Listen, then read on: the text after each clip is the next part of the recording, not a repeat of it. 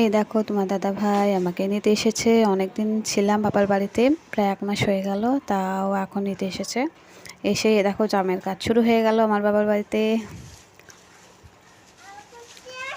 Actually আমাদের gas রাখার জায়গাটা একটু অসুবিধা হয়ে গেছে, তাও মানে কটা ইট সাজিয়ে একটু সিমেন্ট বালি দিয়ে ঠিক করে দেবে। এই জন্য ও সিমেন্ট বালি গুলাচ্ছে, একটু গ্যাসের জায়গাটা রাখার জায়গাটা একটু বানাবে। দেখো সব কাজই পারে। এখন খেয়ে আমাকে বলছে বানাচ্ছে দেখো। দেখো ইট পেতেছে সুন্দর করে, সিমেন্ট বালি গুলিয়ে ওর উপর জাস্ট একটু বসিয়ে দেবে, কিন্তু কোনোরকমভাবে করবে যাতে গ্যাসটা রাখতে পারি।